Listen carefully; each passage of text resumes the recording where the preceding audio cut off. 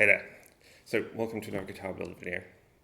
The previous guitar I made was a custom telecaster that I built for myself, which I took existing bits and kind of tweaked them, modified them, did bits of woodwork to kind of get the right pickups I wanted in there. But mostly it was kind of take parts, customize them, assemble them project, and which was a success. I still play that guitar pretty much every day. I'm really pleased with it. It suits me down to the ground. But at the same time, I also wanted to get to the position where I'm building more on a guitar by hand. And so the idea was to build more guitars. So each one kind of more and more is built by hand. So I get to a point where I've built everything from raw materials as much as is sensible. So this here is Guitar 2, which is a custom order for my brother. So let's have a look at it. And this guitar has a lot more built by me. So this is a Telecaster. It's all natural wood. The specification was kind of Tele style, lots of natural wood, maple neck, gold hardware, and a bit of a rock machine. So let's have a look at this guitar and see what we've built. So the body is Carina, which is a kind of African hardwood, a bit like mahogany. It's the thing they make Gibson Explorers and Flying V's out of. This came as just a kind of slab of wood, which I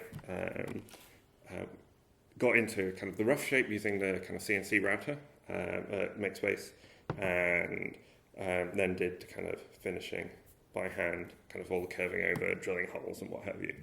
And it's come out really well. I've been really lucky with the pattern on the wood. It's reasonably heavy, truth be told, but it's still playable. It's about the same weight as the kind of Fender rosewood Telecasters that they made. So similar to that, and it should sustain like anything, which for a rock machine is very good. The neck is maple. The neck I bought pre-made, except it was just slotted, it was not fretted, and the headstock was not shaped. So I did the headstock shaping and the fretwork. So if you look at most guitars that have got gold trim, they still have nickel frets, and I wanted all gold. So if I'm being asked to make a bling guitar, I'm going all in. And this is where most of the time went. The fretwork on this is something I've just vastly underestimated how hard it is. And it took me about 3 goes to get everything level and such that it doesn't catch your hand as you run it up and down. But I think the effort has been worth it because the guitar just looks awesome, and it's just without this I don't think it would look quite as unique. The hardware, so we've got Seymour Duncan pickups. So this is a hot rail. This kind of distorts the moment you look at it, which will really suit my brother's style of music. And to give it a contrast, this is stacked vintage, which is still kind of more of a traditional Tele sound, but it is a humbucker as well, and so it's still quite hot. This pickup comes in chrome, so I took that cap off and replaced it with a gold one, just again to get that look complete. And I think, it really, really does look fantastic. The kind of scratch guard I chose just to maximise the amount of wood. I really like this kind of minimal style scratch guard. And it's come together reasonably nice, I think. The hard bits, again, like working with this wood, this is much harder wood than I'm used to working with, and the fret work just, I think, took a lot longer. But the end result is just a pretty unique guitar. So, enough about talking about it, let's go and find an amp and plug it in. Here I am with the custom Tele I just built,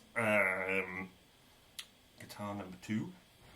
This, I'm going to just play around and show you some of the sounds that we get out of this one. So this has got a stacked vintage in the neck from Seymour Duncan, and a hot rails in the bridge, Carina body, maple neck, all gold bling. We're plugged into a Fender Champion 40, currently on the clean channel, all EQs at noon, just a little reverb. I actually find this amp is a little bassy at times, but keep the EQs at noon just so you can kind of get an idea for the guitar without twiddling the knobs. Right, so the Dex Vintage. It's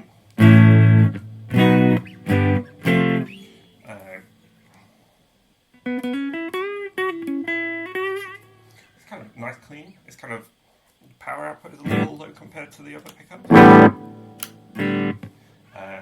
Could do with a little more gain there, but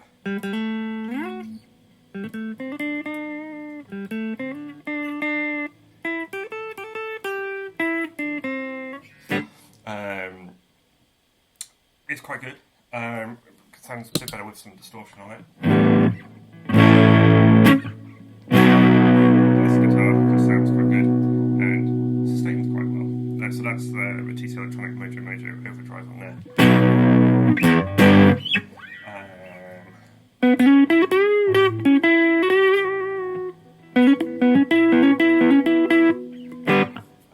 So it's quite good, but by far I prefer it when if we flip it up into the position where we've got both pickups blended in, and that, I think, just a little bit of the gruffness of this with the cleanness of this, and this becomes a really good blues machine. I'm not.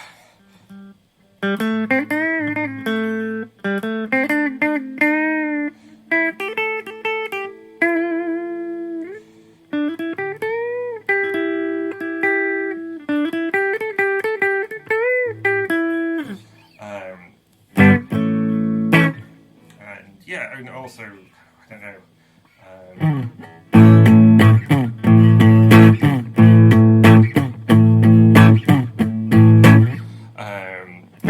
It's just got nice graveliness to it that, without any pedals on, actually, yeah, kind of hits my sweet spot. You put some distortion on it, and it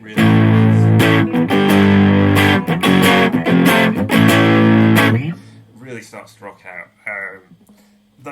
Actually, the two pickups individually, neither are quite to my taste, but together they are just really awesome. If we go on to this hot rails on the bridge, which is just super distorted.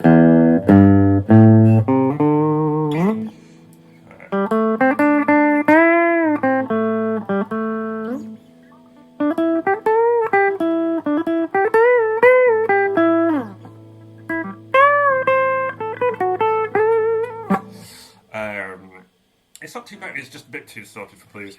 If I put the overdrive on it, it's really rocking. And if I turn down the tone knob,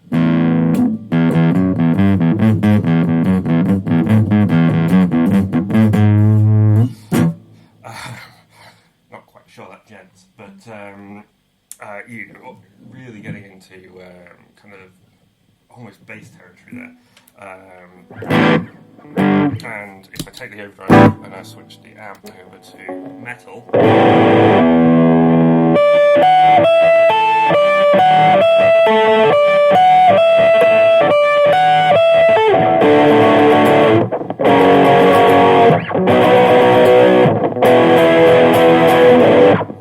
it really starts to rock out there. So overall, despite being slightly sceptical of the mix of these two, I'm really pleased. I'd say I really love that middle position on this. I suspect mostly it's going to be down there based on my brother's taste in music. But yeah, a great guitar. Lots of sounds out of this one, I think. Looking forward to seeing what he does with it. Anyway, thanks for watching.